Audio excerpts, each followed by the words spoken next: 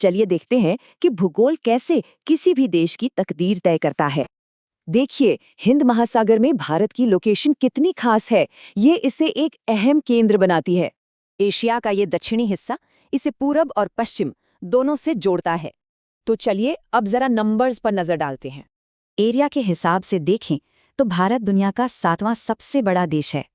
इसका कुल एरिया है करीब 32.8 लाख स्क्वायर किलोमीटर, यानी दुनिया के टोटल ज्योग्राफिकल एरिया का लगभग 2.4% हिस्सा।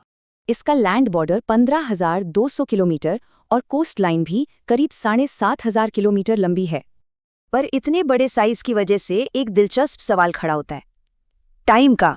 अगर देखें तो इसका नॉर्थ साउथ और ईस्ट वेस्ट दोनों फैलाव लगभग 30 डिग्री का है, लेकिन फिर भी गुजरात से अरुणाचल प्रदेश के बीच लगभग 2 घंटे का टाइम गैप है। ऐसा क्यों? इसका हल है एक सिंगल टाइम जोन जो तय होता है स्टैंडर्ड मेरिडियन से। ये लाइन उत्तर प्रदेश के मिर्जापुर से गुजरती है और यहीं से पूरे देश का समय सेट होता है। अब टाइम से हटकर ओशन यानी महासागर की बात करते हैं, जो भारत के लिए एक बड़ा एडवांटेज है। दक्कन का पठार सीधे हिंद महासागर में जाता है।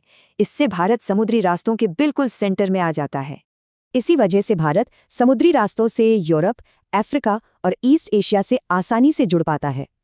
ये समुद्री रास्ते सिर्फ आज के नहीं हैं, बल्कि सदियों से व्यापार और संस्कृति को जोड़ते आए हैं।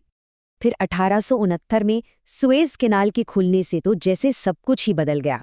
इस कैनाल ने भारत और यूरोप के बीच की दूरी को सीधे सीधे 7,000 किलोमीटर कम कर दिया।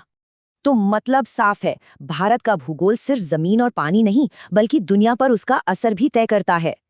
हिंद महासागर पर भारत जितनी लंबी कोस्टलाइन किसी और देश की नहीं है, शायद इसीलिए इसका नाम इंडियन ओशन है। तो सवाल ये है कि भारत की ये यूनिक ज्योग्राफिकल लोकेशन दुनिया के भविष्य को कैसे शेप देगी।